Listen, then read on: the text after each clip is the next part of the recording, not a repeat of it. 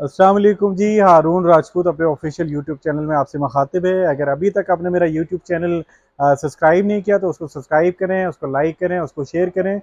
और जो आज मैं आपको टेक्निकल चीज़ें बताने जा रहा हूँ वो मैं स्प्लिट एसीज़ के हवाले से बताने जा रहा हूँ। और उसमें कैपेसिटी क्या अवेलेबल होती है वॉल माउंट के अंदर और किस कैपेसिटी तक जाता है, तो वो मैं आपको एक्सप्लेन करने जा रहा हूँ। तो जो मैक्सिमम वॉल माउंट के अंदर जो स्प्लिट एसी अवेलेबल होता है वो 2 टन का होता है, फिर 1.5 टन होता है और फिर 1 टन होता है। 1 टन से पहले आता था 0.75 टन। तो वो उनकी कंडीशन क्या होती है, वो किस बड़े रूम साइज के लिए रिकमेंड किया जाता है, तो वो मैं आपका बताता चलूँ। तो जो 1 टन का यूनिट होता है वो है 12,000 BTU के साथ होता है। 12,000 BTU का होता है, उसकी कूलिंग कैपेसिटी होती है 12,000 BTU।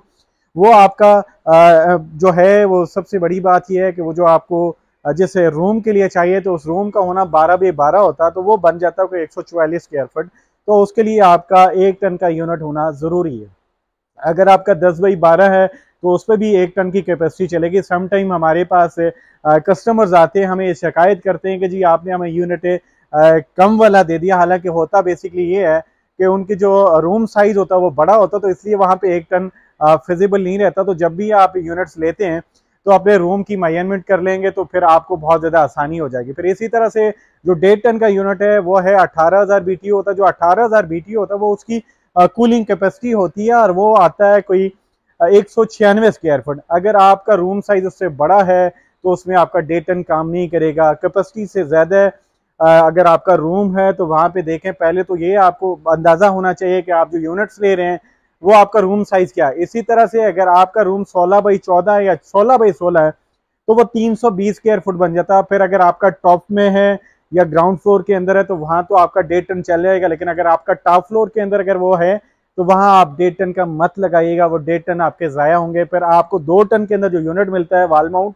वो 24,000 BTU होता है। वो भी 24,000 BTU जो होता है वो जो है उसकी कैपेसिटी होती है, कूलिंग कैपेसिटी होती है, वो भी आपका 14x16 रूम के लिए बेहतर रहता है। और इसलिए मैं आपको बताता चलूँ कि अगर आप इन्वर्टर यूनिट्स लेते हैं तो किन चीज़ों का आपने ध्यान रखना है। अगर आप कहते हैं मेरी इलेक्ट्रिसिटी सेविंग हो, तो कुछ लोग उसको 16 पे चलाते हैं, कुछ 18 पे चलाते हैं, तो वो फ़ायदा उसका कोई नहीं होता। आप यूनिट्स को 16 पे चलाएं। विद इन 10 to 15 मिनट जब आपका रूम टेम्परेचर मेंटेन करे तो आप अपने यूनिट को 26 पे चलाइएगा। उसमें यह है कि आपकी 60% सेविंग होती है।